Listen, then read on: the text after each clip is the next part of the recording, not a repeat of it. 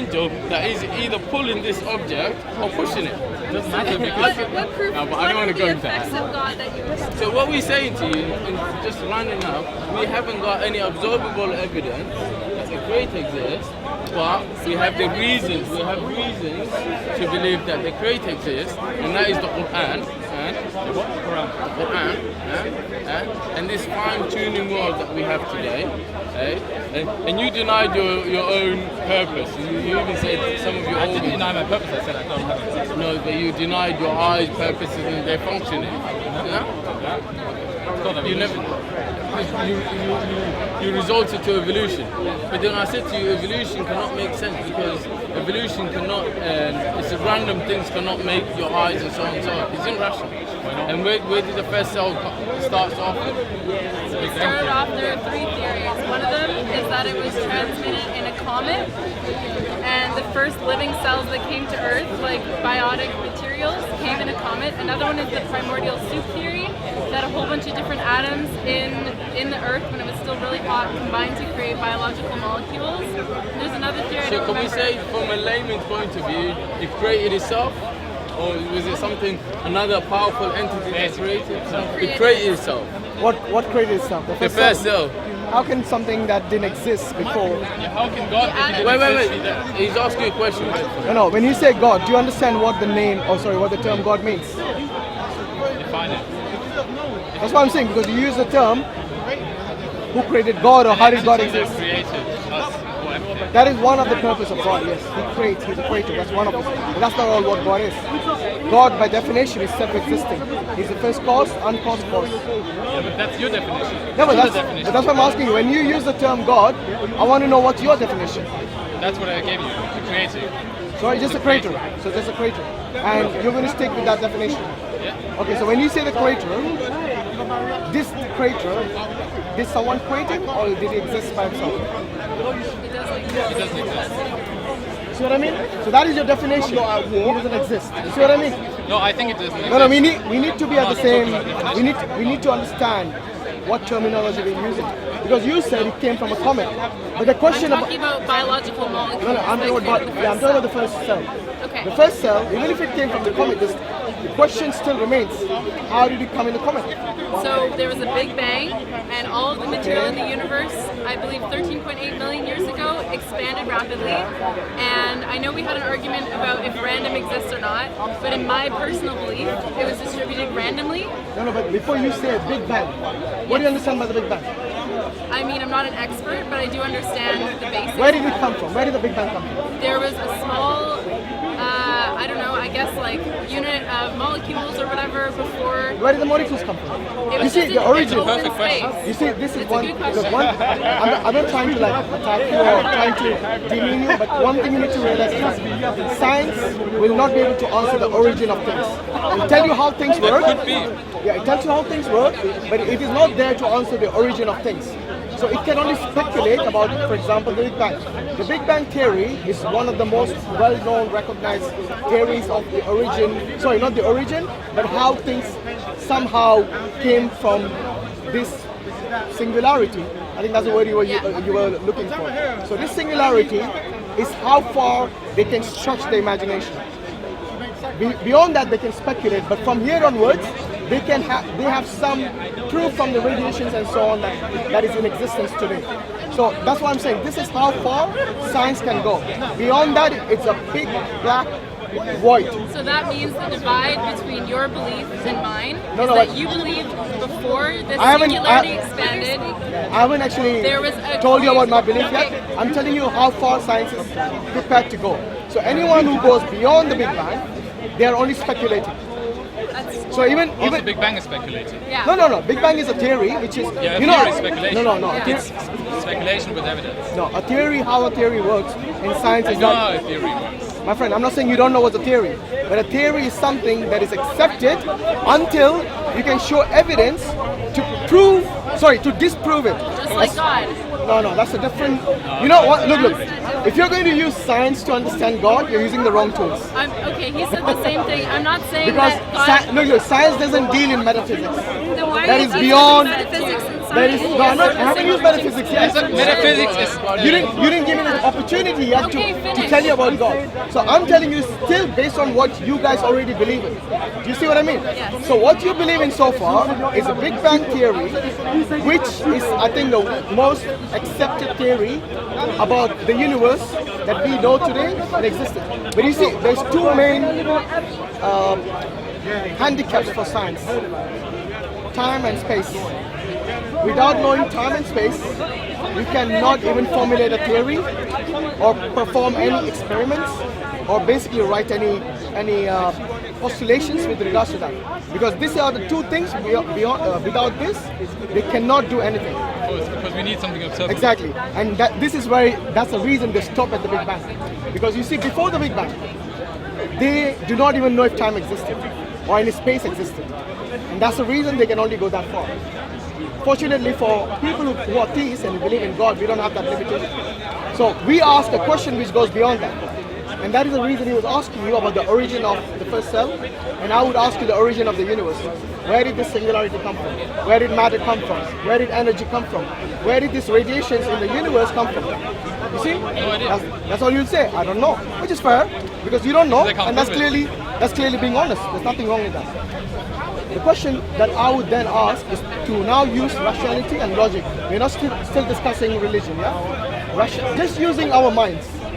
Can we Now understand? you assume you're rational and logic, Why would you not? Why would you think otherwise? because the best scholars in the world don't think like you think. They are, So you're saying the best scholars don't use rationality and logic? No, they do, and they deduct that there's probably no God. So why do you think from what I discussed so far I will use rationality and logic? So the difference Because, between go on. Please go on. Yeah. So before you think this is irrational or illogical, I would like you to tell me why. But if you don't have an objection to what I'm saying, then I'll continue. But if you do, please let me know. You see, when I ask you, where did this first singularity or any matter or any form of energy come from? The best you can say is, I don't know. Fair enough, nothing wrong with that. But thinking logically, we know that nothing did not create it. Something must have created. So you got two options. Either something brought it into existence or nothing brought it into existence. We can easily discount the nothing because nothing cannot give rise to something. You agree? That's your assumption. No, I'm asking you. Do you think can nothing create or give rise to something? Yes. That's a wonderful. Can nothing create? Okay, give me an example. Right. I can't give you an example. So why are you saying yes now? Why not? Are you speculating? Yeah, of course. Well, I don't like speculations. I like logic and intellect. Like you said. So let's go by logic and intellect. Scientifically speaking, nothing. Can anyone tell me what nothing is? Does it exist? No, it's a concept. Nothing means the absence of everything. Yes? Absence of everything is nothing. Now, if we know that it doesn't even exist, then forget about it creating anything, even an atom, even a quark from within the atom. You see what I mean? Because it doesn't exist. Yep. I say this assumption is wrong. Well, you can prove me wrong then. No? But you can't prove the other side either. Are you telling me didn't you just say, I don't know, who said you or you? Does nothing exist or doesn't exist? Nothing does not exist here. Anywhere. Does nothing Oh, it exist? could, back in time, it could have existed. I don't know what Okay, what is nothing your definition of nothingness? What's the definition of nothing? Absence of matter. Absence of matter only or everything? Only matter. So what consists of nothing then, other than matter? You said just matter. Can it consist of anything other than matter? Such as? I'm asking you, what does it consist of? That's So you're saying it doesn't consist of matter, that's fine. Does it consist of energy? That's related, so no. Sorry, it's related to what? Matter. Okay, so you're saying energy and matter is not something that is inside nothing. So nothing doesn't consist of anything, is that right? That's a very, very vague term. How can it be vague? It's a very clear term. It consists of nothing at all. Because you can't define nothing. You can't experience Okay, it. does it exist? I don't know, maybe. This is what I'm saying. When you think of something that doesn't consist of matter or energy, how can it exist? In what form? We don't know. So don't use illogical terms then. The guy telling me not to use illogical terms is using illogical terms. How is it logical to assume that some Shall I tell you how it's being created illogical? it? If something doesn't have an essence of either matter or energy, what else can it be made of? There you go, that's illogical. See, scientifically speaking, nothing doesn't exist is a concept. means it doesn't consist of anything, it doesn't contain anything, it is nothing altogether. It is basically the absence of everything. To put it more precisely, it is the absence of everything that is nothing. So do you know that there was nothing before the Big Bang? Like I said, nothing doesn't exist, my friend. It's a concept to understand the absence of everything. Are you with me? So the I don't way know how I else see to it explain this to you. is you've created an argument off of premises that we cannot prove or disprove. No. And the same thing that we have done is create an argument off of premises that we may or not be able to disprove. So My where we argument- vary is that the singularity, as you call it, could have either been created by a god, or there could have been nothing there, or whatever you believe, or it could have been created by something else, because we do not believe that it was created by a higher being, by a god. And we can't disprove us, and we can't disprove you, because we can't prove either of them. I'll tell So you, what I'll we tell you believe why you're mistaken.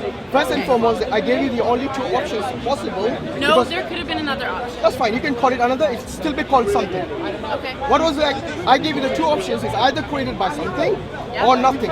We can easily discount nothing because nothing cannot give rise to something. Okay. Okay? Your claim. Well, we have already dealt with this. You haven't given anything rational. So what I'm saying is nothing is the absence of everything. And if it doesn't even exist, then it cannot give rise to something, which is very clear, very logical. Yes. And And if tell you- us what you believe. Well, you can dispute that, but so far you haven't given anything Because tangible. it's impossible And you can't dispute. What's impossible? to disprove it. To disprove what? Nothing? It doesn't even exist. So what I'm saying is this. Do you not agree with that? Nothing doesn't exist. Do you agree? It either exists and it has some sort of energy, form, matter, essence. Or it doesn't exist and we don't have to worry about that. Maybe it does exist. Maybe it did Well, exist. tell me how it exists then. Don't give me maybe, How would these I are know? speculations.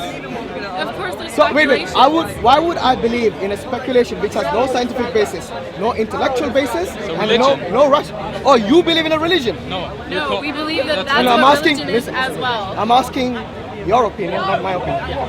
So based on your opinion, does nothing exist or not? And if it does, you have to prove it to me substantially. If you God cannot, exists, you have to prove it to me I substantially. will. We'll come to God. Yeah, right please now, do it. You were just talking. right Please now, do it. I'm not talking God. That's why I said before we even deal with God, Okay. you are already disagreeing with me that nothing. I don't know whether this exists or doesn't exist. Yeah. Okay, let me ask your opinion. Do you think nothing exists? I don't think it exists right now, but I think it used to exist. Okay, why do you think it used to exist? Why do you think? It's one of the many options. No, why do you Could have think- existed look, before the Big Bang. When you have an option, when you have option A, B, and C, Yeah. you still need to substantiate it. Why do you think it existed at some point in I'm time? not saying that it definitely existed. I'm just saying that it's a possibility that it existed, and we shouldn't discount it. That is before the we reason I'm disprove asking. it. Why do you think there's a possibility it exists? So please come to your argument. We've been talking I will come. here. You had a chance. Give her a chance. Have some respect. Why do you think it existed in the past? I think that it didn't necessarily exist in the past, but I think it could have existed in the past. I'm not So saying, you're not sure? I'm not saying that there See, was I don't nothing know. before. I'm just saying I don't know. Look, we know that nothing is a concept. So when you think about nothing, it is not like it's something that appears or disappears. It is a concept. It's like infinity, for example. like do you think infinity exists? Yes. Infinity is a concept. It doesn't exist. It's a concept. It is for us to fathom something that is impossible otherwise without this terminology. So infinity and nothing are basically the two extremes. One is saying a lot of it and we don't know how much, and the other is saying not at all existing. That's what I mean. So once you understand nothing, then it'll be easier to understand God perhaps. Let me ask your opinion as well. I don't want you to be left out. I'm not that invested. No, you know, the word nothing is not a very difficult word. He's not getting to What do you think? Do you think it exists or it doesn't exist? the word. The term, Can you nothing. please get to your point? I will. But look, in order for you to reach the understanding of God, you need to understand the basics. If you cannot even understand simple terminology like nothing, how can you understand the most high, the most vast entity out there? I can laugh it off, but so far we are laughing at you guys trying to explain nothing to me. We're waiting for you to explain God. You want to pause? We've been standing here You want to for pass? 20 minutes. Okay, so anyway, I've given you the option something, nothing. Look, unless you show me evidence that nothing exists, I can say that is a no-go area now. So it's Show nothing. me evidence that God exists. I will. Okay. moving on to Now we Yeah, but move. he doesn't do anything. Now we move on to God. Okay. In terms of when I say God, I have a particular understanding of what God is. Obviously, I cannot understand God fully, but He has revealed to us certain characteristics from which we recognize this is God. When you think of God, obviously, I'm assuming you're agnostic or atheist. Can't make up your mind? Agnostic. I Agnostic. don't care. So there's a possibility God is there then. There is a slight possibility. That's good. You can work with that. Now, yeah, why not? If something is out there, and the only option we have that brought this existence into, the universe into existence is this something. To me, this something has to be the first cause, an uncaused cause. What caused the cause? It's an uncaused cause. I'll tell you why. Because you see, everything that begins to exist has a cause. This is a Kalam cosmological argument. Have you heard of it? Yeah, but it doesn't make sense. Have you even? I didn't even finish it. But obviously God was caused somehow. I haven't finished yet. Calm down. Calm down. I'm coming to that. The Kalam cosmological argument postulates that anything that begins to exist has a cause. So you have a cause and an effect. The universe began to exist at some point, and we know this because the universe today is expanding. Yes? You believe that, right? Good. So the universe is expanding. At one point, they said it was a singularity, basically compressed into this singularity, and this expanded, bang, and this expanded, and it's still expanding. So we know from this that it did not always exist for eternity, as some people wrongly conclude. We know there was a beginning. So since it began to exist, then it must have a cause. What is that cause, you think? There's no cause. We can only speculate. It has to have a You cause. claim Anything there's a that cause. begins to exist must have a cause. No, you said your God doesn't have a cause, and He exists. Obviously. You said My uncaused. God, by definition, is self-existing, uncaused cause. You said uncaused cause. It doesn't make sense if you say everything has a cause. God is not something like that. God is not something like the universe which doesn't have consciousness.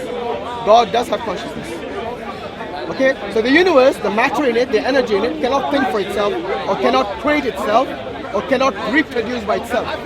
It has certain laws in it, the physical laws that you know of. These things are in there, but that doesn't mean that it can use it in a way which is using, for example, if there was a particular, let's say a ball is matter, yeah, it has matter, and if I want to strike it, the ball will not move by itself, sensing danger. So no one can say, scientifically speaking, or even from logical perspective, that the ball has some sort of intelligence in it. Yes, so we know that matter, energy, and the universe that we know of today, or the singularity back then, yes, is not something that is conscious that it can give rise to itself. Okay, so it cannot create itself. It cannot be created from nothing. The only option is something, and this something has to be the cause of this universe, and this cause has to be not only intelligent or consciousness, has to be the uncaused cause and the most powerful, because there is no other alternative that if you can know and think of, let me know. You contradict yourself by saying everything has a cause, but God doesn't have a cause because He's the uncaused. You were not listening. No, I said everything that begins to exist have a cause. But He has to begin existing. No, at some that's point. why your understanding of God lacks, because God doesn't begin to exist. He always exists. He's eternal. It doesn't make sense. You claim that everything was created and has a cause. I said everything that begins to exist. Yeah, why was God there? How did He come into existence? So you think everything should have a cause? Sorry, everything should have a creator. The reason you're asking me this question is because you claim everything has a creator, but I say no. what I said created your everything that creator? begins. I didn't say When did your creator get into existence? I said everything that begins to exist. Did God begin to exist? If He's eternal? Of course. You don't know what eternal means then? Maybe the universe is uncaused as well. No, the universe, we know, I just explained that to you. The universe was a singularity which is expanding today, so it's not something that existed forever. It's not eternally existing. What I'm saying is that God, by definition of the term God, is not someone who began to exist. He was eternal unlike the universe. He has consciousness unlike the universe. See what I mean? So what I'm asking is, if God is the first uncaused cause, yes, and He's the only one who can create all these things, then there is no other alternative. We have had a few agnostic, and they will not even agree upon what the meaning of nothing is. He's a fascist. Oh, there comes the ad hominems. That comes the ad hominems. Okay, so basically we have certain agnostics. Let's go back. I don't want ad hominems to be here. Yeah. So basically we had a couple of agnostic who are basically trying to question about God. The thing is, they didn't know simple basic things about the universe, about existence of the universe, how the universe came into existence, or even simple things like what is nothing and something. If they don't know these basics and they're trying to understand God Almighty, then I think they really have to study the basics, because to me, they really are unprepared when it comes to talking about God Almighty, and they're expecting somehow that science will explain to them in a way using scientific methodology. If it is something that they would understand, for example, the basics of the singularity, about the expansion of the universe, about simple things like something and nothing, then yes, we can talk about that. But if you're going to use examples like, oh, God doesn't exist because we can't see him, I mean, that is really not the kind of discussion you should be having. You're trying to use your own mind to understand what God should be, that you can clear. Some of us cannot even see the sun. I think most of us see the sun directly. Today's a very hot day, nearly 30 degrees in London. Not that I'm complaining, but alhamdulillah, it's a very hot day. And this sun is hot as well today. To see the sun directly is not something that is possible for us. How can they expect to see God Almighty, who is the creator of not only this sun, but suns millions of times bigger than this? So anyway, I mean, I think people try to have some sort of understanding of what God is from when they're coming from an agnostic, theistic, atheistic perspective. They think that it has to be within the limits of their limited being that they can see God, and then they'll believe. Otherwise they won't believe. I think this is crazy, because there are certain things which are beyond the scope of science, and God Almighty is something, and for example the heavens and the angels, all these metaphysical perspectives is something that is beyond the scope of science. So they have this set mind that it is as if discovering something on earth is the same principle that they would be using in discovering God. I think they have to use certain understanding in terms of both intellect, logic, and by deduction. So like I told them, that what created the universe? How did it come into existence? So they could reach a certain point, like scientists, up to the singularity, up to the Big Bang and so on. But beyond that, it's a whole void for them. This is something that goes beyond the scope of science even. And this is not something that they can understand easily or explain easily, because this is beyond science, it's metaphysics. And you're using the wrong tools, i.e. science, to understand it. Yes, we can use logic, intellect to deduce and understand that there is a higher being out there who has brought all this into existence. So we see a lot of lot of systems within the universe itself. And these systems and these laws are something that we understand from science. So science is able to explain to us how these things how these things work, how the universe works. But they cannot explain easily the origin of the universe or the origin of the first cell. Because one of them told me that it came from the meteor. But the question still stands, how did it get to the meteor? So we have to then use our minds by using intellect, and of course you can use the understanding that you have as human beings, because we have been given intellect, to understand that these things cannot just come and originate themselves. So they cannot come from nothing, they cannot create themselves, they have to come from a higher being. And this higher being is what we call God Almighty. And if there is an alternate explanation to how the universe came into being, then please do let us know.